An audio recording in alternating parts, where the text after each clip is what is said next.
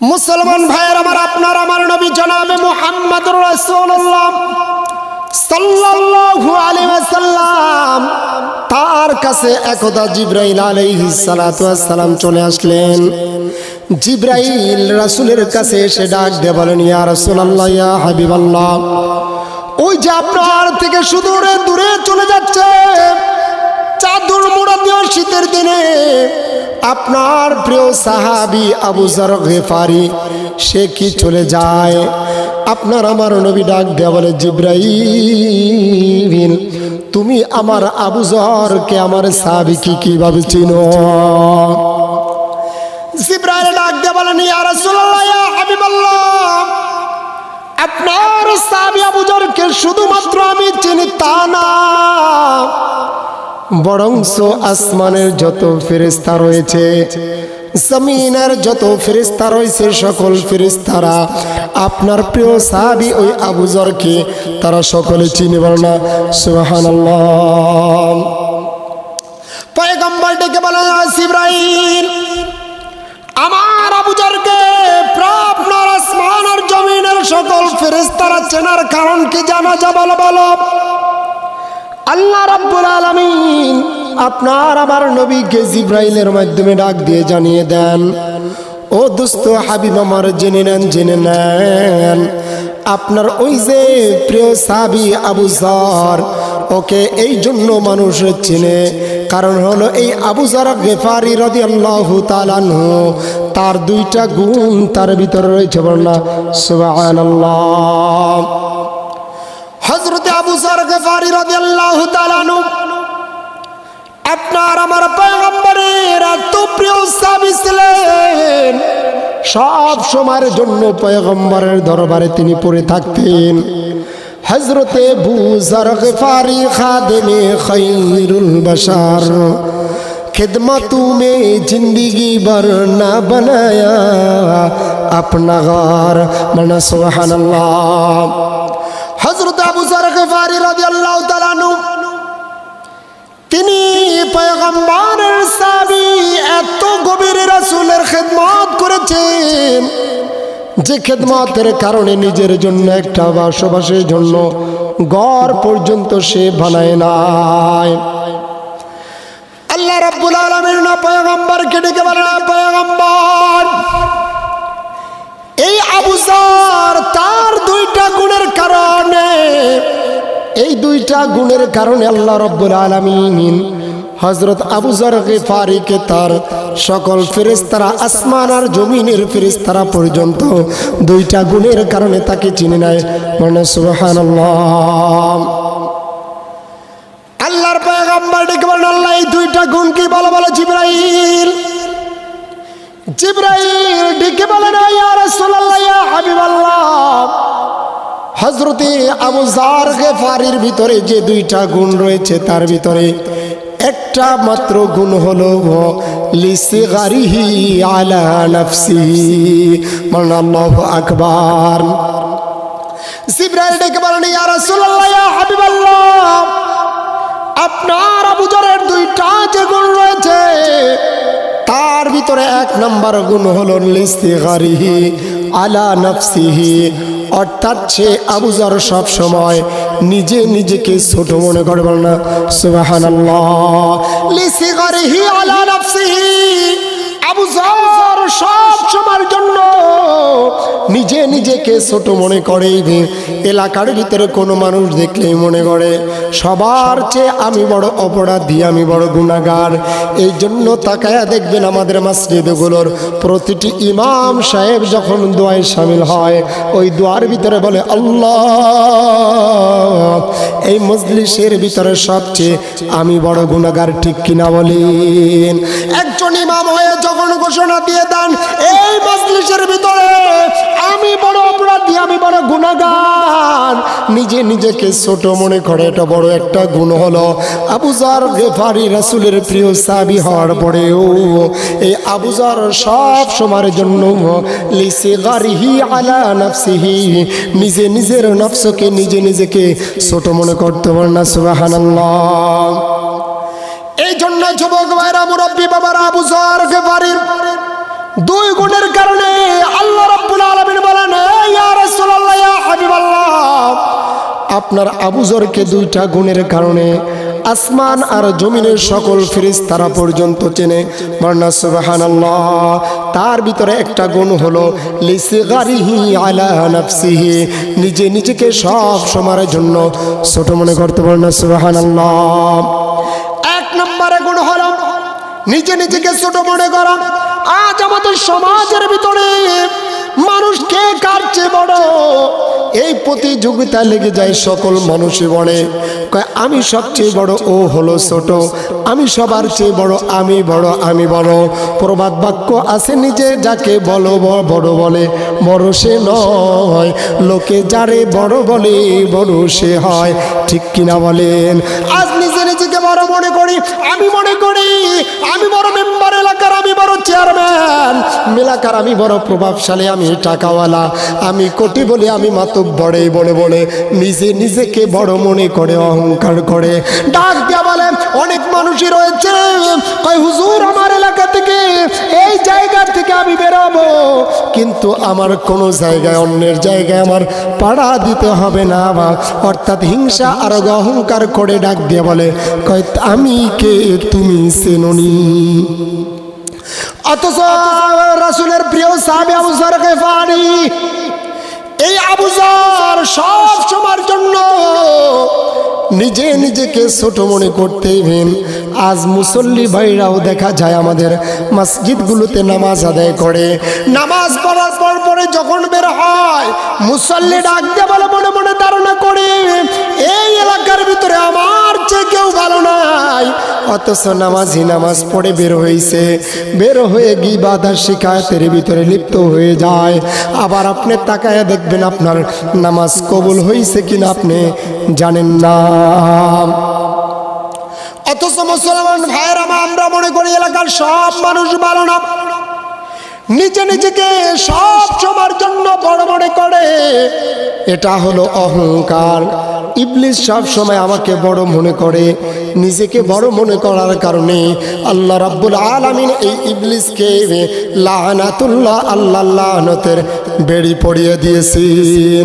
কোন এক মানুষের ভিতরে যখন অহংকার প্রবেশ করে যায়, পয়গম্বর ডেকে বলেন এই অহংকার এমন ভাবে তার নেক আমলগুলোকে ধ্বংস করে দেয়, যেমন ভাবে শুকনা খড়িগুলোকে একটা আগুনের কয়লা, আগুনের দলা পুরা শুকনা খড়িগুলাকে যেভাবে জ্বালিয়ে পুড়ে সারখার করে দেয়, তদ্রূপ কোনো মানুষ যদি অহংকার করে, হিংসা করে, ওই মানুষের নেক আমলগুলো তার ধ্বংস হয়ে যায়। এই জন্য যুবক ভাইরা, মুরব্বী বাবারা, নামাজ পড়ার পরে আপনি জানেন না, আমিও জানি না আমার নামাজ কবুল হলো কিনা। অথচ নামাজ থেকে বের হওয়ার সাথে সাথে আমি মনে করি মানুষগুলো হয়তো আমার চেয়ে সবাই ছোট। না না না, আবু যর গিফারি তার রাসূল আরবি সাল্লাল্লাহু আলাইহি সাল্লাম বলেন এক নাম্বার গুণ হলো সে নিজে নিজেকে সব সময়ের জন্য ছোট মনে করতে পারে না। সুবহানাল্লাহ। দ্বিতীয় নম্বর গুণ হলো ইয়া রাসূলুল্লাহ, ইয়া হাবিবাল্লাহ, আপনার প্রিয় সাহাবী আবু যর, এই আবু যর গিফারি রাদিয়াল্লাহু তাআলা আনহুর সবচেয়ে দ্বিতীয় নম্বর গুণ হলো, তার ভিতরে যে দুইটা গুণ আছে তার ভিতরে 2 নম্বর গুণ হলো লিকাসরাতি তিলাওয়াতি সূরাতুল ইখলাস। মারনা সুবহানাল্লাহ। আল্লাহ রাব্বুল আলামিন ডেকে বলেন ইয়া রাসূলুল্লাহ, ইয়া হাবিবাল্লাহ। জিবরাইল ডাক দিয়ে বলে ইয়া রাসূলুল্লাহ, ইয়া হাবিবাল্লাহ, আপনার এই যে সাহাবী আবু যর গিফারি তার 2 নম্বর গুণ হলো লিকাসরাতি তিলাওয়াতি সূরাতুল ইখলাস। অর্থাৎ এই আবু যর গিফারি সব সময়ের জন্য সূরাতুল ইখলাস তেলাওয়াত করতেন। বলনা সুবহানাল্লাহ। সূরাতুল ইখলাস হলো পবিত্র কোরআনে কারীমের ভিতরে সবচেয়ে ছোট্টতম সূরা। তবে এই সূরার ব্যাপারে পয়গম্বর ঠিক বলেন, হে সাহাবীরা শোনো, পবিত্র কোরআনে কারীমের এই সূরাটা যদিও ছোট সূরা হয়, তবে এই সূরাতুল ইখলাসের ফজিলত সম্পর্কে তোমরা জানো না। এই সূরাতুল ইখলাস কোনো ব্যক্তি যদি 3 বার তেলাওয়াত করে, আল্লাহ রাব্বুল আলামিন এই সূরার বরকতে তাকে 1 খতম কোরআন তেলাওয়াতের সওয়াব আল্লাহ দান করে দেয়। বলনা সুবহানাল্লাহ। এই সূরাতুল ইখলাস হলো উম্মুল কোরআন বলা হয়েছে, কোরআনের মূল সারাংশ। এই সূরাটা মহান মালিক আল্লাহ রাব্বুল আলামিনের কাছে সবচেয়ে একটি দামি বস্তু হয়ে দাঁড়িয়েছে। কারণ হলো এই সূরাতুল ইখলাস এত বড় গুরুত্বপূর্ণ একটি সূরা। এই সূরাটা যখন এই সূরার ভিতরে আল্লাহ রাব্বুল আলামিনের সকল প্রশংসা, তার পরিচয় লুকায়িত আছে। বলনা সুবহানাল্লাহ। আপনার আমার পয়গম্বর জনাবে মুহাম্মদুর রাসূলুল্লাহ সাল্লাল্লাহু আলাইহি ওয়াসাল্লাম একজন সাহাবীকে অন্য একটা প্রদেশের প্রতিনিধি হিসেবে, গভর্নর হিসাবে পাঠিয়ে দিয়েছেন, প্রতিনিধি হিসাবে। কারণ তাদেরকে পাঠিয়েছেন তাদের কাছে যে এই সাহাবী তাদেরকে দিন শিখাবেন, ইলমে দিন শিখাবেন, কোরআনে কারিমের শিক্ষা দিবেন। এই জন্য যখন পাঠানো হলো, এই সাহাবী তাদেরকে যতই করে সূরাতুল ইখলাস 5 ওয়াক্ত নামাজে পড়ে। না সুবহানাল্লাহ। শুধু মাগরিবের নামাজে নয়, যোহরের নামাজেও সূরাতুল ইখলাস, আসরের নামাজেও সূরাতুল ইখলাস, মাগরিবের নামাজেও সূরাতুল ইখলাস। এভাবে সূরাতুল ইখলাস আল্লাহর পয়গম্বর বলেন এই সাহাবী সব সময়ের জন্য সূরাতুল ইখলাস তেলাওয়াত করেন, সব সময়ের জন্য তেলাওয়াত করেন। লোকজন এসে পয়গম্বরকে ডাকে বলেন, ইয়া রাসূলুল্লাহ, ইয়া হাবিবাল্লাহ, আপনার যে সাহাবীকে আমাদের প্রতিনিধি করে পাঠিয়েছেন, ইয়া রাসূলুল্লাহ, ইয়া হাবিবাল্লাহ, আপনার এই সাহাবী সব সময়ের জন্য সূরাতুল ইখলাস তেলাওয়াত করে। বলুন সুবহানাল্লাহ।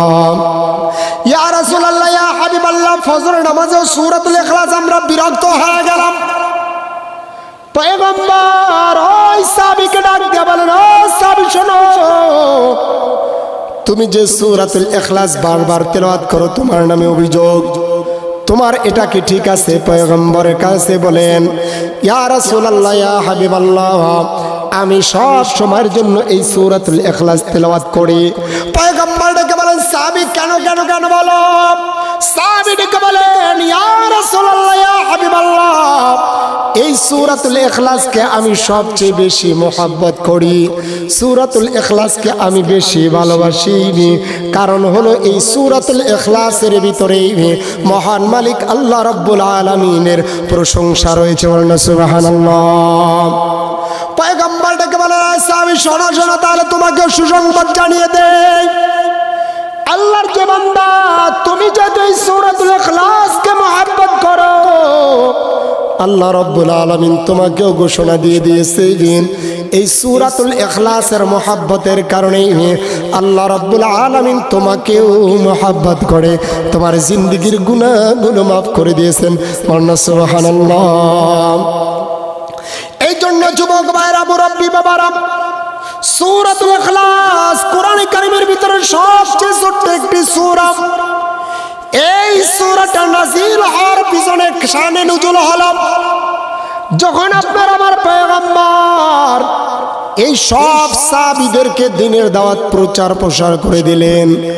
কাফের মুশরিক বেঈমানেরা, ইহুদি নাসারারা, অন্য ধর্ম অবলম্বী, তারা দলে দলে মুসলমান হওয়া শুরু করে দিয়েছে।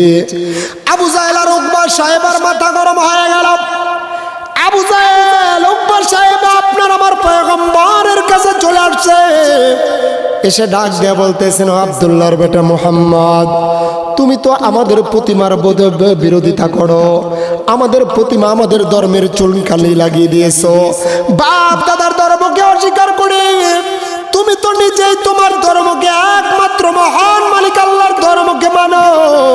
তো তাহলে তুমি আসো আসো, তুমি এই পৃথিবীর ভিতরে কি তুমি নারী চাও? ও আব্দুল্লাহর বেটা মুহাম্মদ, তুমি আমাদের ধর্মের বিরোধিতা করবা না, আমাদের ধর্মের কোনো বিরোধিতা করবা না, এর বিনিময় তুমি কি চাও বলো বলো। আব্দুল্লাহর বেটা মুহাম্মদ, তুমি যদি এর বিনিময় কোনো মদিনার ভিতরে, মক্কা আর মদিনার সবচেয়ে সুন্দর সুদর্শন নারীকে তুমি চাও, তোমাকে সেটা দিয়ে দেওয়া হবে। বলনা সুবহানাল্লাহ। আব্দুল্লাহর বেটা মুহাম্মদ, তুমি যদি ধনাঢ্যবান হতে চাও, তুমি যদি সম্পদের মালিক হতে চাও ও মুহাম্মদ, তাহলে বলো বলো, আমরা তোমাকে মক্কা আর মদিনার ভিতরে সবচেয়ে ধনী বানিয়ে দেব। আল্লাহর পয়গম্বর ডাক দিয়ে বলেন, না না কাফেররা শোনো, তোমরা যদি আমার ডান হাতে চন্দ্রকেও এনে দাও, বাম হাতে সূর্যটাকেও যদি এনে দাও, তারপরেও এই হকের দাওয়াত দেওয়া থেকে আমি চুল পরিমাণে তোমার বিরত হব না। আপনার আমার নবীর রওজা থেকে, আপনার আমার নবীর দরবার থেকে আবু জাহেল উকবা সাহেবা চলে যায়। চলে যাওয়ার পর ডাক দিয়ে একজন প্রতিনিধি পাঠিয়ে দেয়, যাও যাও যাও, ওই আব্দুল্লাহর বেটা মুহাম্মাদের কাছে জিজ্ঞাসা করবা, আব্দুল্লাহর বেটা মুহাম্মাদের যে কোরআন আল্লাহর নামে দাবি করে, আমাদের প্রতিমাগুলোকে বিসর্জন দিয়ে, আমাদের প্রতিমাগুলোকে বাদ দিয়ে যে মালিক আল্লাহর ইবাদত করে, যাকে মানে, তার পরিচয়টা তোমরা একটু জেনে আসো। এমন ভাবে আবু জাহেল উকবা সাহেবা তাদের প্রতিনিধি টিম চলে আসছে। এসে আপনার আমার নবীর কাছে ডাক দিয়ে বলে, আব্দুল্লাহর বেটা মুহাম্মদ, তুমি যে আল্লাহর কথা বলতেছো, তুমি বলো বলো বলো, তোমার আল্লাহর পরিচয় কি? আল্লাহ কি দিয়ে তৈরি করা? স্বর্ণ দিয়ে না রূপা দিয়ে না মণি মুক্তা দিয়ে? এভাবে কি দিয়ে তৈরি করা? আবার তুমি বলে দাও তোমার বাবা, এই তোমার আল্লাহকে কে জন্ম দিয়েছে? তার বাবাকে, মাকে, মায়ের নাম, বাবার নাম বলো। তোমার আল্লাহর পরিচয়টা বলে দাও, তোমার আল্লাহর বংশ পরিচয়, তার ছেলে সন্তানকে তুমি বলো। আপনার আমার পয়গম্বর এই কাফেরদের প্রশ্নগুলা শুনে সিজদায় পড়ে গিয়ে মালিককে ডাকতে বলে, আল্লাহ, ও মালিক আল্লাহ, এই মুহূর্তে কাফের মুশরিকরা আপনার বিরোধিতা করতে করতে আর কোনো কিছুই খুঁজে পাইল না রে মালিক। এই কাফের মুশরিক বেঈমানেরা আজকে আপনার ব্যাপারে প্রশ্ন তুলতেছে, আপনি কিসের তৈরি? আপনার বংশ পরিচয় খুঁজে বেড়াতে চায়, আপনার মা বাবার পরিচয়টা তারা জানতে চায়। এই ইয়া রাসূলুল্লাহ, ইয়া হাবিবাল্লাহ, আল্লাহর পয়গম্বর বলেন, মালিক আপনি আমাদেরকে জানিয়ে দেন। আল্লাহ রাব্বুল আলামিন এই কাফেরদের এই প্রশ্নের উত্তরে এই সূরাতুল ইখলাস আল্লাহ অবতীর্ণ করে দিলেন। বলনা সুবহানাল্লাহ।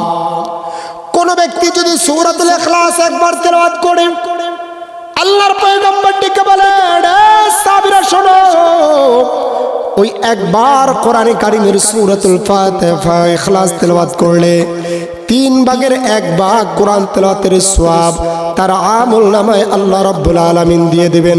বলনা সুবহানাল্লাহ। কোন ব্যক্তি যদি 3 বার সূরাতুল ইখলাস তেলাওয়াত করে, আল্লাহ রাব্বুল আলামিন তার আমল নামায় পুরো 1 খতম কোরআনে কারীম তেলাওয়াতের সওয়াব দান করে দিবেন। বলনা সুবহানাল্লাহ। এই জন্য মুসলমান ভাইরা আমার, যুবক ভাইরা, মুরব্বী বাবারা, আপনার আমার পয়গম্বর তখন এই কাফেরদের উত্তর দেওয়ার জন্য আল্লাহ রাব্বুল আলামিন সূরাতুল ইখলাসকে অবতীর্ণ করে দিলেন। এই সূরাতুল ইখলাসের ভিতর আল্লাহ রাব্বুল আলামিন বলেন, বিসমিল্লাহির রহমানির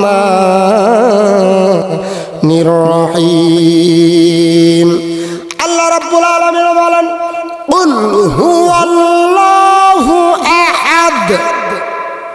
আল্লাহ রাব্বুল আলামিন নবীকে ডেকে বলেন, ও পয়গম্বর, আপনি ওই কাফের মুশরিকদেরকে জানিয়ে দেন, কুল হুয়াল্লাহু আহাদ। হে নবী বলেন, আপনি আল্লাহ এক, অদ্বিতীয়। আল্লাহ একজন, আল্লাহর কোনো শরীক নাই, আল্লাহর কোনো মুখাপেক্ষী নাই। আজ দেখা যায় হিন্দু, বৌদ্ধ, খ্রিস্টানেরা একজনকে প্রতিপালক মানে না। হিন্দু সম্প্রদায় তারা দেখবেন এমন ভাবে খোঁটা দিয়ে রাখে, নিজের হাতে তৈরি করে, বাঁশ দিয়ে তৈরি করে, পিছনের ভিতরে খোঁটা দিয়ে, তো নিজেরা তৈরি করে দাবি করে এরাই হলো তাদের খোদা তৈরি করেছে। কিন্তু আল্লাহ রাব্বুল আলামিন বলেন, না না না, কুল হুয়াল্লাহু আহাদ। হে নবী আপনি বলেন আল্লাহ এক, আল্লাহ অদ্বিতীয়, আল্লাহর কোনো জোড়া নাই। আজকে যদি দুইজন খোদা হইতো দুনিয়ার ভিতরে, যেরকম হিন্দুদের 360টা মূর্তি রয়েছে, 3000 দেবদেবতা, হাজার হাজার দেবদেবতা রয়েছে, যাদেরকে তারা সৃষ্টিকারী লালন পালনকারী হিসাবে মেনে নেয়। কিন্তু আপনার আমার পয়গম্বর বলেন না না না, আল্লাহ যদি এই দুনিয়ার ভিতরে দুইজন খোদা হয়ে যেত তো তাহলে দুনিয়াটা ধ্বংস হয়ে যেত। কথা ঠিক কিনা বলেন? কারণ এক আল্লাহ ডেকে বলতে এখন এই মুহূর্তে আমার বৃষ্টি দেব, আমার অমুক বান্দা চায়। আরেক আল্লাহ বলতো না না না, ওই ফসল ফলাতে হবে, এখন রোদের দরকার।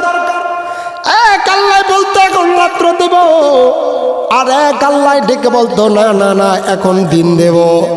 আগার দু খোদা হতা হ্যায় সেরামে, যদি দুই খোদা দুনিয়ার ভিতরে হইতো তো তাহলে এক খোদা আরেক খোদার মারামারিতে দুনিয়া ধ্বংস হয়ে যেত।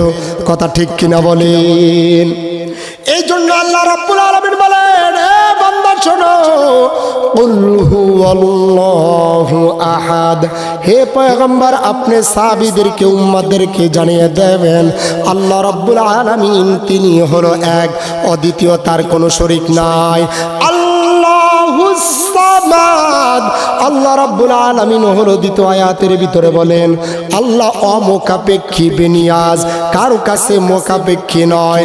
এই আয়াতের মাধ্যমে আল্লাহ রাব্বুল আলামিন ওই কাফেরদের প্রশ্নের 2 নম্বর প্রশ্নের উত্তর দিয়ে দিয়েছেন। তোমার আল্লাহ যে স্বর্ণের তৈরি, নাকি রূপার তৈরি, নাকি জাওহারের তৈরি, দামি বস্তুর তৈরি? আল্লাহ রাব্বুল আলামিন বলেন না না না, আল্লাহ রাব্বুল আলামিন স্বর্ণের তৈরি না, রূপার তৈরি না, জহর শিরা মুক্তার তৈরি না। কারণ হলো আল্লাহ রাব্বুল আলামিন বলেন আল্লাহুস সামাদ, আল্লাহ বেমুখাপেক্ষী। স্বর্ণ মানুষের কাছে মুখাপেক্ষী, রূপাও নিজে নিজে চলাফেরা করতে পারে না। কিন্তু এ পয়গম্বর আপনি জানিয়ে দেন আল্লাহুস সামাদ, কুল হুয়াল্লাহু আহাদ, আল্লাহুস সামাদ। হে নবী আপনি বলেন আল্লাহ এক, অদ্বিতীয়, আল্লাহুস সামাদ।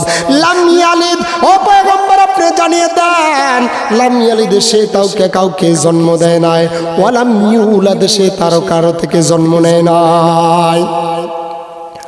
কাফের মুশরিক বেঈমানেরা 3 নম্বর প্রশ্ন করেছিল, মুহাম্মদ বলো তোমার আল্লাহর মাকে বাবাকে তাদের পরিচয়টা বলে দাও, দাদা দাদির পরিচয়টা তোমরা একটু বলে দাও। পয়গম্বর বলেন লাম ইয়ালিদ ওয়া লাম ইউলাদ, তিনি কাউকে জন্ম দেন নাই, কারো থেকে তিনি জন্ম নেন নাই।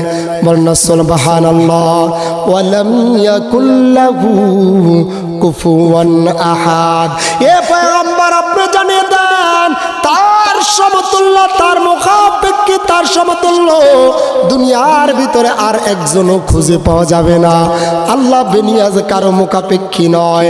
আল্লাহ রাব্বুল আলামিন এই সূরার মাধ্যমে বান্দাদেরকে বুঝিয়ে দেন আল্লাহ মুখাপেক্ষী, আল্লাহ কারো কাছে যায় না।